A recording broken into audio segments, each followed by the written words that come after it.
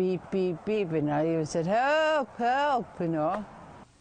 That's Judy Sark of the Eskasoni First Nation, describing the night she called for help from her hospital bed at the Cape Breton Regional Hospital. Her friend and fellow patient, Bridget Denny, had fallen on the floor and could not get up. Sark still remembers that night.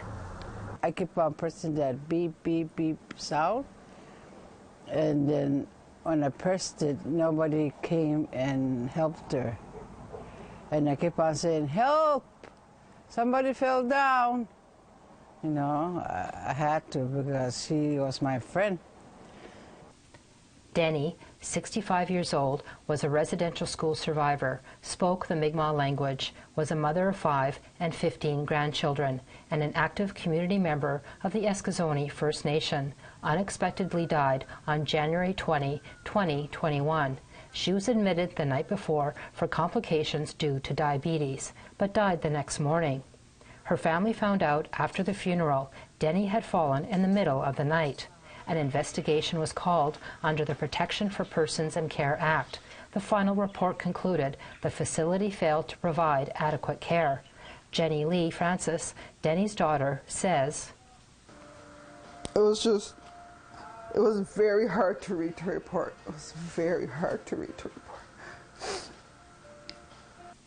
According to the report, the fall was consistently reported as unwitnessed. Therefore, investigators were unable to determine how the fall occurred and the length of time the affected patient was on the floor. The report continues that around 2 a.m., another patient was ringing their call bell while standing in the doorway attempting to get attention of the staff, saying someone is on the floor in here and someone needs help in here. This patient did not want to appear on camera, but told APTN News the report left out some details. Although unable to walk due to a minor stroke, this patient crawled across the floor to call for help, a detail Sark told the investigators. But he said, Judy, is she all right? I said, I think so. She's holding on to my bed. And he said, nobody's coming. And he crawled, and he just got a stroke. Sark says she felt the investigators were trying to lead her, saying she could not have possibly seen the aftermath of the fall because it was too dark. According to Sark, Denny complained to staff she hurt her head. Finally, the guy came. So what you doing down there? He said, I've fallen, hit my head. We put her allegations to the Nova Scotia Department of Seniors and Long-Term Care. They conducted the investigation and found inadequate care in Denny's case. In an email statement to APTN News, they said, under privacy conditions, the department cannot comment on specific individuals or complaints. Mary I. Jo Francis, Denny's daughter-in-law, is frustrated.